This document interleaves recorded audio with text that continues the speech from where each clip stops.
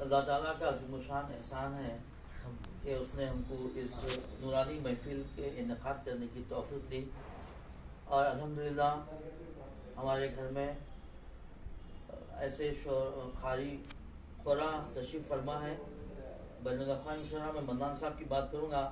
आप हमारे बचपन के साथी क्लासमेट हैं, लेकिन आप भी जब इंटरनेशनल खुरा का खारियों का मुकाबला हुआ था, बस मैं मन्नान साहब से गुजारिश करूँगा कि उसके बारे में मुख्तसर रोशनी डालें।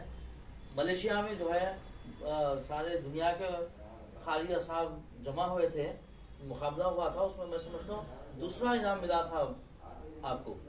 तो वो उसकी जो है थोड़ी मुख्तसर तफसील जो है मन्नान साहब से सुनना चाहेंगे हम लोग, और बहुत महफूज होंगे आप लोग। बहुत खुशी की बात है, ये हमारे पास तशरीफ़ फरमा है, मैं इनका एहसानमंद हूँ, शुक्रगुजार हूँ। उसके बाद ये जो प्रोग्राम जो मैं अभी मतलब जो शुक्रिया का जो था वो मुख्तसर करके फिर दोबारा उसको करूँगा मैं आपकी बात के बाद। अच्छा माशाअल्लाह, जज़ाकल्लाह खैर। इंटरनेशनल मुकाबले खिरत में आप हिस्सा लेते हैं तो ये बहुत खुशी की और बड़ी सआदत की बात होती है। 1996 में गवर्नमेंट ऑफ इंडिया की तरफ से ICCR Indian council for cultural relations के ज़ेर एहतमाम हैदराबाद से क़ुराए कराम को बुलाया गया। हैदराबाद ही नहीं बल्कि पूरे मुल्क से बुलाया गया, हिंदुस्तान भर से बुलाया गया। उसमें हम हैदराबाद से 8 क़ुराए कराम जो है वहाँ रवाना हुए, जिसमें हमारे शुएब शरफुद्दीन के वालिद साहब क़ारी नसीरुद्दीन साहब भी थे, क़ारी अब्दुल समद थे और बहुत से क़ुरा हैदराबाद से थे। मैं भी उसमें से एक था। तो वहाँ ICCR में हम लोगों को पूरा वो लोग जाने आने का किराया देके बुलाए थे। तो वहाँ हम लोग इंटरव्यू दिए। इंटरव्यू में हमारी खिरत का और तजवीद का बाज़ाब्ता एक इम्तिहान हुआ, उसमें हम लोगों का इंतखाब हुआ। तो हैदराबाद से 3 क़ुरा का उसमें इंतखाब हुआ। पहले क़ारी मोहम्मद नसीरुद्दीन साहब का हुआ, फिर क़ारी अब्दुल समद साहब का हुआ और फिर मेरा। तो ये इंतखाब तो हो गया, लेकिन वो लोग फौरी हम लोगों को इत्तला नहीं करे, वो लोग मुंतखब करके रख लिए। और हर साल मलेशिया में जो बैनुल-अक़वामी क़िरत का मुकाबला होता, उसमें हिंदुस्तान से क़ुराए कराम को बुलाया जाता है। गवर्नमेंट ऑफ इंडिया को गवर्नमेंट ऑफ मलेशिया दावतनामा भेजती है, तो गवर्नमेंट ऑफ इंडिया जो है अपने डिपार्टमेंट्स के ज़रिए से सेलेक्ट करके वहाँ रवाना करती है। तो पहले साल में तो क़ारी मोहम्मद नसीरुद्दीन साहब तशरीफ़ ले गए, और दूसरे साल में उसी इंतखाब की बुनियाद पर मुझे मौका मिला। तो अचानक जो है शाबान की आखिरी तारीख थी और दोपहर का वक्त था, मैं ऑफिस में था। ऑफिस में मेरे पास डायरेक्टर ऑफ स्कूल एजुकेशन के ऑफिस में फ़ोन आया। 1999 की बात है। उस वक्त ये सेल फोन्स नहीं थे और कम्युनिकेशन इतना कॉमन नहीं था। जो भी थे लैंडलाइन फ़ोन थे, बल्कि मोबाइल फ़ोन उस वक्त आया ही नहीं था। ऑफिस के हमारे डायरेक्टर की पेशी में फ़ोन आया कि भाई आपके ऑफिस के जो अब्दुल मन्नान साहब हैं, उनका सिलेक्शन हुआ है मलेशिया के लिए, आप उनको भेजिए फौरी यहाँ पर। तो ICCR का ऑफिस वहीं रविंद्र भारती के अंदर है। मैं जब नमाज ज़ोहर की पढ़ के आया तो सारे लोग मुझे ढूंढते फिर रहे थे, अटेंडर्स और हमारे सब साथी। मैं गेट में एंटर होते, अरे मन्नान मुबारक मुबारक, तेरे को सिलेक्शन हुआ, तू बाहर जा रहा, तू बाहर जा। मेरे को समझ में नहीं आया। मैं जो है खैर गया, और जाने के बाद मालूम हुआ कि ICCR से कॉल आया है। तो ठीक है बोल के वो बाजू था ऑफिस, वहाँ पे गया।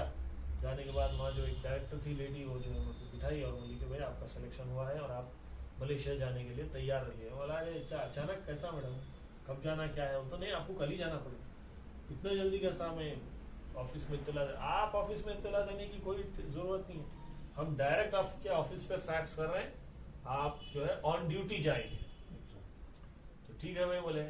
उसके बाद बोले फौरी जाके आपका पासपोर्ट और 2-4 फोटोज लाके सबमिट कर दीजिए। वहाँ से हम भाग के घर आए, घर से आके पासपोर्ट लेके गए, ले आके 4 बजे के करीब उनको पासपोर्ट हवाले कर दिए। पासपोर्ट हवाले करने के बाद जो है वो लोग हमारी तैयारी करा के 6 बजे हमको इत्तला दिए कि कल सुबह आपका फ्लाइट है और आपको यहाँ से पहले मद्रास जाना है।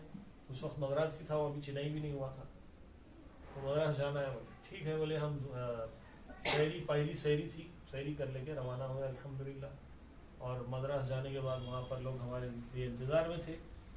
फिर वहाँ पे हमारे को VIP डेलीगेट के जैसा हमारा जो है इस्तकबाल किया गया और फौरी वहाँ से हमारे को गाड़ी में बिठा के, पूरा गवर्नमेंट का इंतज़ाम था, गाड़ी में बिठा के पहले होटल पे ले जाके सामान रख दिए। उसके बाद जो है वो मलेशिया की जो एम्बेसी वहाँ पर है चेन्नई में, वहाँ ले जाके हमारे वीज़ा के लिए जो है हमारा पासपोर्ट, वही लोग पूरे ऑफिस के लोग थे, हमको कुछ भी करना नहीं था, बिल्कुल जैसा बड़े ऑफिसरों को खाली चलना रहता ना, हर चीज़ वो लोग कैरी कर लेते थे। पासपोर्ट भी मेरा वो लोग कैरी कर लिए, पासपोर्ट वीज़ा की फ़ीस वगैरह वो लोग सब दे दिए, खाली पेपर्स लेके आए, मैं साना कर दिया। कर देने के बाद मैं अगली एक होटल पे छोड़ दिए और बोले कि शाम में 5 बजे अपन जाके वीज़ा इंडोर्स हो जाता ले। ठीक है, फिर 5 बजे वो लोग सीधा गाड़ी लेके आ गए, जाके वीज़ा ले लिया। लेने के बाद 2 दिन के बाद हमारा फ्लाइट था मलेशिया का, तो 2 दिन हम वहीं स्टे किए और रमज़ान शुरू हो गया था, तो 2-3 दिन जो है मद्रास का रमज़ान जो है वहाँ गुजारे। वहाँ पर भी कुछ लोग जो है जान पहचान वाले ऐसे मिल गए, जान पहचान हो गई बल्कि, तो उनको बताया कि ऐसा हम जा रहे हैं इंटरनेशनल खिरात के कंपटीशन में, तो सीधा वो हमारे को मस्जिद में ले गए और वहाँ की बड़ी मस्जिद में 2 दिन हमारी खिरात हुई और ऐलान हुआ कि भाई कारी साहब जो है इंटरनेशनल कंपटीशन में जा रहे हैं, हैदराबाद से आए। उसके बाद जब जाने का वक्त और डेट आ गई तो ऑफिसर आया और वो हमारे को साथ में लेके एयरपोर्ट गया। एयरपोर्ट पे वो पूरे जितने फॉर्मेलिटीज से कंप्लीट करके बोर्डिंग पास हमको दिला के विदा कर दिया। अब वहाँ से हम जो है सुबह सुबह जब सूरज तुलू हो रहा था तो हमारा फ्लाइट जो है कोलालमपुर एयरपोर्ट पे लैंड हुआ। हमारे साथ में बोस्निया के भी कुर्रा आए हुए थे और हम दोनों को अलग अलग गाड़ी में, हर कंट्री के कारी को अलग गाड़ी दी जाती है और वो प्रोटोकॉल आपको प्रोवाइड किया जाता है जो VVIPs को, यहाँ से अगर नरेंद्र मोदी जाते हैं तो उनको जो प्रोटोकॉल प्रोवाइड किया जाता है पूरे सिक्योरिटी के साथ, वो प्रोटोकॉल पूरे कुर्रा को वहाँ पर देते हैं। पूरे सिक्योरिटी के गाड़ियाँ चारों तरफ से हारन वगैरह लगा के पूरी ट्रैफिक को रोक के वहाँ से जो बहुत बड़ी 5 स्टार होटल पैन पैसिफिक में हम लोगों को लेके गए। और अब इतने बड़े यानी एजाज को कभी बर्दाश्त तो करे नहीं थे, पर अंदाजा भी नहीं था। और वहाँ जाने के बाद हमारा बैगेज वगैरह लेके रिसेप्शन से जो है रूम पे जाने के लिए हमको एक एनवेलप दिया गया और मोहित भाई खास तौर से सुनिए, एनवेलप दिया गया और बोले कि आपका रूम नंबर 910 है, 9th फ्लोर पे आपको जाना है। हम चले गए लिफ्ट से, जाके रूम के सामने ठहरे हुए है तो हमको मालूम नहीं कि रूम कैसा खुलता, ये कार्ड स्वाइप वगैरह कुछ मालूम ही नहीं था। तो वो कार्ड था उसमें, असल कार्ड से स्वाइप करने का था, वो अंदाजा नहीं। खैर जाके रूम के सामने ठहरे, फिर वहां से हमारे जो बैगेज वगैरह लेके उन्हें आया, आके बोला साहब चाबी कहाँ है। मैंने इंग्लिश में पूछा तो हम बोले भाई चाबी तो नहीं दी मेरे को। फिर उन्हें फोन करके रिसेप्शन से पूछा तो उन्होंने बोले चाबी दे दी। फिर मेरे हाथ में लिफाफा देख के उन्हें लिफाफा लेके कार्ड लेके डाल के स्वाइप करा, तो जब रूम खुल गया, रूम के साथ अंदर के लाइटा वगैरह भी खुल गया। वो बिल्कुल अलग ही माहौल, वहाँ के हर चीज, वहाँ का फर्नीचर और वो लाइटिंग सिस्टम, फोन्स वगैरह, इंटरकॉम, मल्टीपल सब, बहुत सारी चीजों हम वाकिफ नहीं थे, वहाँ जाके सीखे। फिर उसके बाद वहाँ पर रोजाना ये होता है कि शाम में 8 बजे से 10 बजे तक 2 घंटे का प्रोग्राम होता है और हर रोज इतने कुरान कराम पढ़ने वाले हैं, उनके लिए सुबह 11 बजे से 1 बजे तक तो तफरी प्रोग्राम होता और 3 बजे से मीटिंग होती। 3 बजे से जो मीटिंग होती उसमें कुरान कराम को आज कौन सा रुकू आपको पढ़ना है वो अलॉट कर दिया जाता है। तो मेरा नंबर अल्हम्दुलिल्लाह तीसरे दिन आया, क्योंकि उस वक्त ये हुआ था कि मेरी तबीयत बहुत खराब थी, शदीद नजला, जुकाम और गला बैठा हुआ था। तो 2 दिन जो है वहाँ के डॉक्टर से जो दवा वगैरह खाए तो अल्हम्दुलिल्लाह तीसरे दिन बड़ी हद तक नॉर्मल हो गया था। और उसके बाद जो है हमारा नंबर जब आया तो अल्हम्दुलिल्लाह अच्छे से अच्छा पढ़ने की हमने कोशिश की। मेरा वो वीडियो यूट्यूब पे इस वक्त अवेलेबल है अल्हम्दुलिल्लाह। तो जहां तक हमारे वजाहत भाई की खुश फहमी है कि इनाम आया, वाज़ेह साफ बात यह है कि इनाम तो नहीं आया लेकिन एजाज जरूर मिला। और वहां के प्राइम मिनिस्टर और वहां के किंग और वहां की पूरी कैबिनेट रोजाना प्रोग्राम में शरीक रहती है और वहां के किंग के पास, वहां के प्राइम मिनिस्टर के पास, फिर प्राइम मिनिस्टर की मस्जिद में जुमे की नमाज पढ़ने और बहुत सारे एजाज़ात से नवाजा गया अल्हम्दुलिल्लाह। प्राइज का जहां तक सवाल है, उस वक्त मलेशिया के कारी को फर्स्ट प्राइज आया था और second prize, third prize Bangladesh को आया था, सेकंड प्राइज फिलीपाइंस के कारी को आया था उस वक्त जिस वक्त मैं गया था। तो वहां पर जब सेरेमनी होती है, एक ओपनिंग सेरेमनी होती है, एक क्लोजिंग सेरेमनी होती है, उसके अंदर पूरा फुल प्रोटोकॉल के साथ आपके मुल्क का नाम और मुल्क के झंडे के साथ जो है आपका मार्च पास्ट में हिस्सा लेते हैं। तो उस वक्त हमारा झंडा हमारे साथ चलते रहता और आपके मुल्क का नाम लिए हुए पूरे जो वेलकम का पूरा एक वो रहता बैंड के साथ, वो पूरा हमारे साथ चलता है। वो बहुत शानदार मंजर रहता, उसका इस वक्त हम तसव्वुर नहीं कर सकते। जैसे आप ओलंपिक्स वगैरह में कैसा देखते हैं, बिल्कुल उसी अंदाज का मुकाबला है। और वहां की जो बहुत बड़ी होटल है, उनके पास भी एक वर्ल्ड ट्रेड सेंटर है। वर्ल्ड ट्रेड सेंटर के अंदर बहुत बड़ा कंपटीशन होता, उसके बहुत सारे वीडियोस अब तो यूट्यूब पर भी है। लेकिन हमारे जमाने का मेरा एक ही वीडियो है। उस वक्त यूट्यूब भी नहीं था और इंटरनेट का, सोशल मीडिया का इतना जोर नहीं था। हम लोगों को हर एक खारी की खिदत की एक वीडियो कैसेट दिए थे उस समय, वो बड़े जो कैसेट्स आते थे, वो कैसेट दिए थे। तो मैं उसको लाके फिर सीडी में कन्वर्ट करा था और उसी से फिर यूट्यूब पे अपलोड किया। तो 1999 का वो एक ही वीडियो है, बाकी किसी का भी नहीं है। दूसरे खुराक में मैं काफी तलाश किया, सर्च किया, नहीं मिला। बाद में अब तो अल्हम्दुलिल्लाह हर चीज, अपने घर के भी सारे प्रोग्राम्स यूट्यूब पे अपलोड हो रहे हैं, अब कोई मसला नहीं। तो बहरहाल एक बहुत शानदार सफर था। फिर जब हम वापस आए तो हमारे लिए ऑफिस में सबसे बड़ा एजाज हुआ। ऑफिस में एजाज ये हुआ कि हमारे डायरेक्टर साहब जो है, जैसे हम जाके उनको मिले, सर्टिफिकेट वगैरह वहां का मोमेंटो जब उनको बताए तो उन्हें बहुत खुश हुए। अपनी सीट पे से उठ के मिले IAS ऑफिसर थे विजय कुमार साहब, और जो है हमारी यूनियन के जनरल सेक्रेटरी को बुला के बोले कि मन्नान के फेलिसिटेशन को अरेंज करो फॉर यू।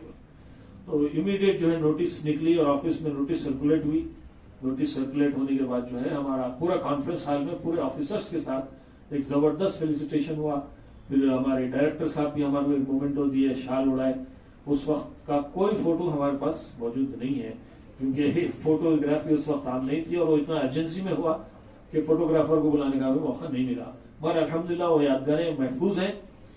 एक अफसोसनाक पहलू उस वक्त मेरे को जो हमेशा खटकता है वो ये है कि हमारे ऑफिस का पूरा मुस्लिम स्टाफ जो है मेरे फंक्शन में प्रेजेंट नहीं था।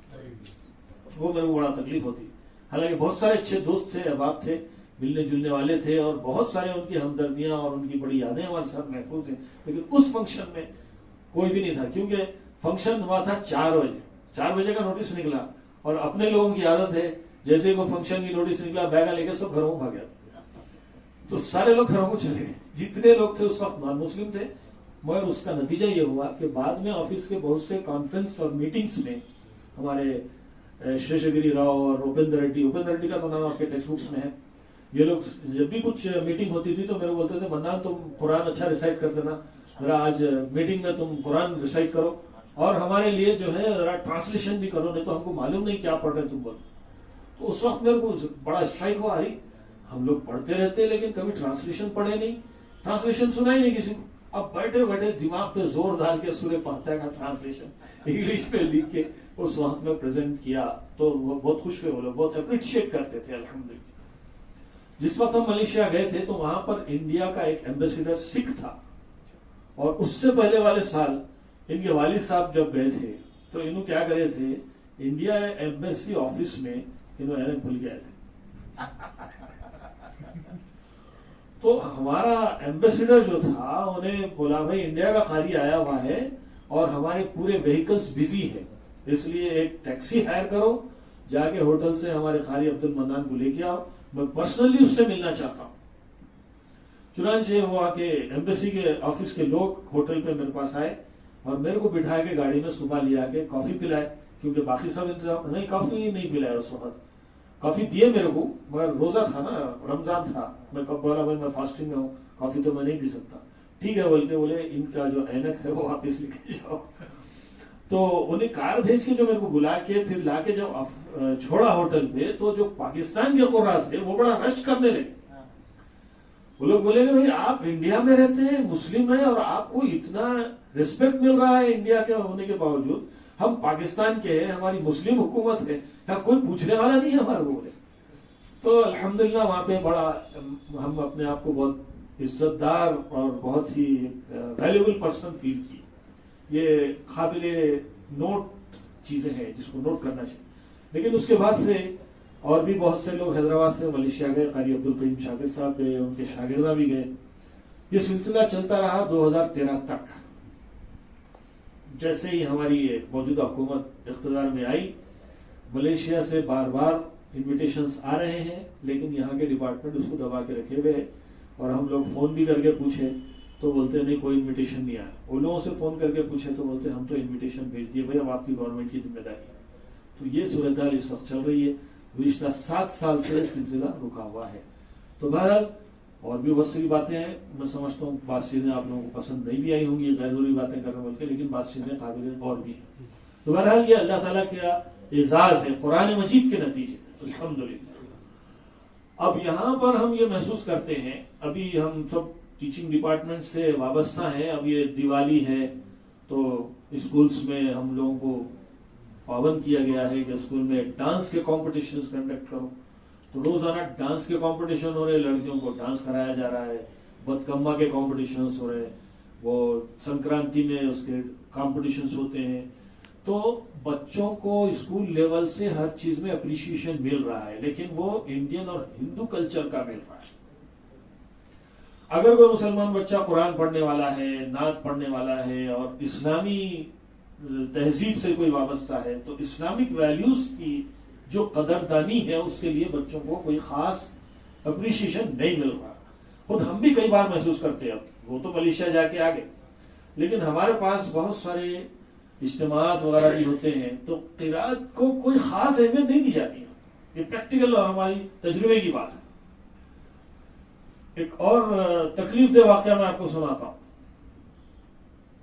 2-3 साल पहले यहाँ शाली वनडे पे एक प्रोग्राम था, उसमें मेरे को एज ए चीफ गेस्ट भी बुलाया गया था और स्पीच भी मेरी थी।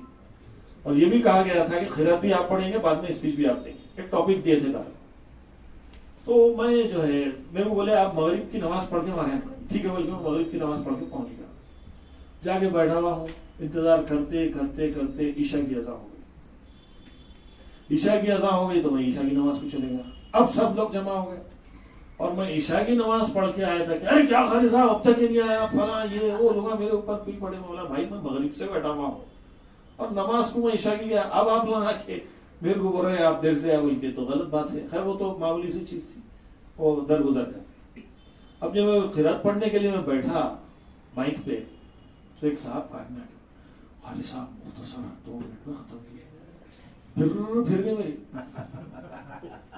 अरे भाई मैं 1.5 घंटे से इंतजार कर रहा हूं, आप मेरे को खिरात पढ़ने के लिए बुलाए और अभी मैं औज़ु बिल्लाह पढ़ा, मेरे कान में आके आप बोल रहे हैं मुख्तसर पढ़िए।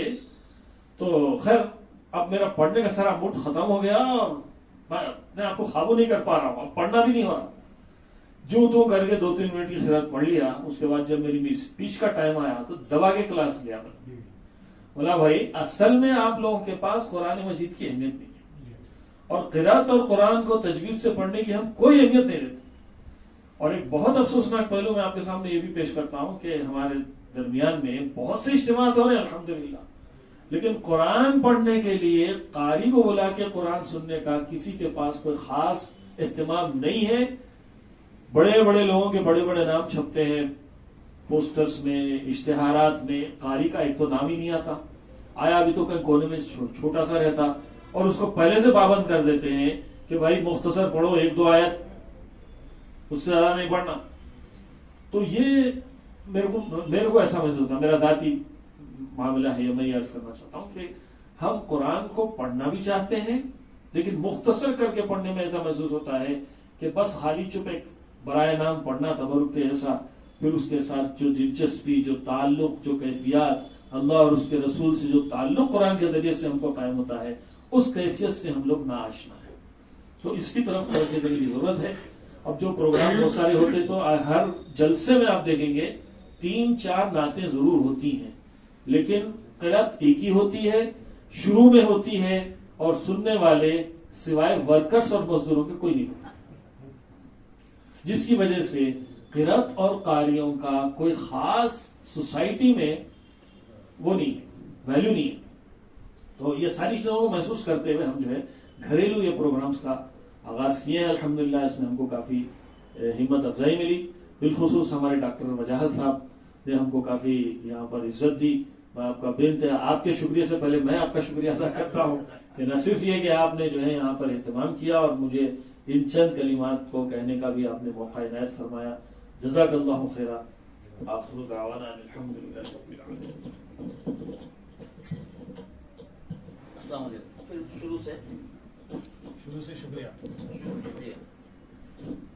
दरअसल कुरान शरीफ की बात चल रही थी, मदन साहब को जो एजाज मिला था कुरान शरीफ से, और हकीकत यही है कि कुरान शरीफ 1400 साल 1450 साल पहले नाजिल हुआ, वो जमाने से आज के जमाने तक लेटेस्ट है, ये अप टू डेट है, ये लेटेस्ट है। आज भी इसकी उतनी ही जरूरत है, उससे ज्यादा जरूरत है आज तो, और आने वाले दिनों में क़यामत तक जो है ये एक मौजज़ा है अल्लाह की तरफ से हम पर, और हमको उसके बारे में तहकीक करने की दावत दी गई है। हम तहकीक भी नहीं कर रहे हैं, खाली पढ़ रहे हैं, मगर तहकीक करना चाहिए।